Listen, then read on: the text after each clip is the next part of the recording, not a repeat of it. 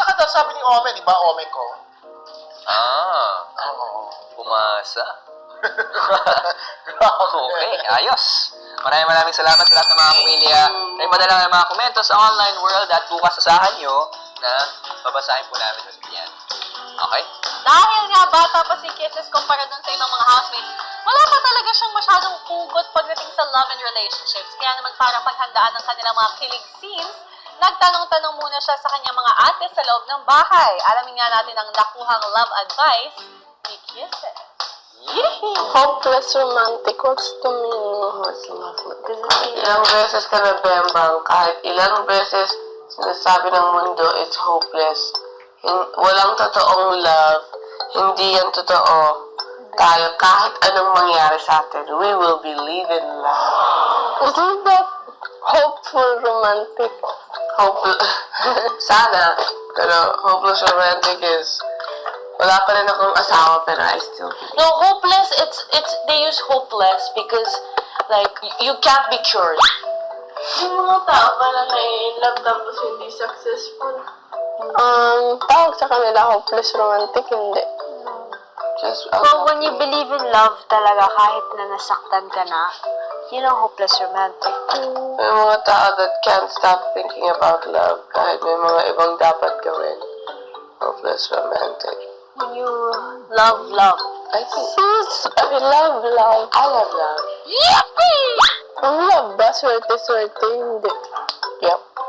You know, one day, kapag naramdaman mo na, Yung first heartbreak daw yung pinakamasakit, Ate Cora. it's true.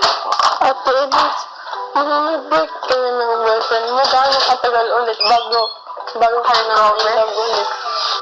People will come. Boys will come. Pero don't be fooled na dahil binibigyan ka ng attention ng isang boy, kahit di ka pa nakaka-move on, you'll go with it already. Sometimes kasi namamali. Parang, sometimes you feel like okay ka na kasi another boy is giving you attention. Pero don't be fooled. Kasi, after a breakup or a heartbreak, you have to give time to yourself. You have to enjoy yourself being on your own first before being in another relationship. You'll know. Gusto mo yung komento ni Elise? Kisses, relate na relate niya sa isa't isa dahil magkakaiba silang paraan kung paano magbasag at magluto ng itlog. Kanina ba yung paraan ng pagbabasag ng itlog ang bet nyo? Siguro, di ba? Hindi kumakain ng itlog. I-crack ang itlog. Ay, sige, try ko. Ay, wag na. Wow. Try ko na mo. Sige. Hala!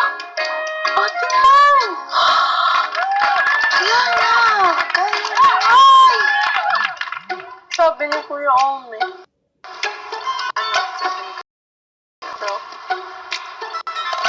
Wala pa akong lipstick. Kasi gutom na ako talaga.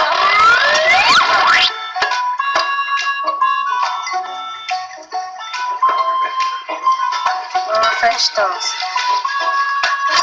Edward, did you use your egg? Tapos, Bakit hindi ginamit? may itlog pa dito sa ref. Ito, sa'yo to. I know my mind is not stupid enough to waste an egg. Oh no! Plus my mind, I saw the hole.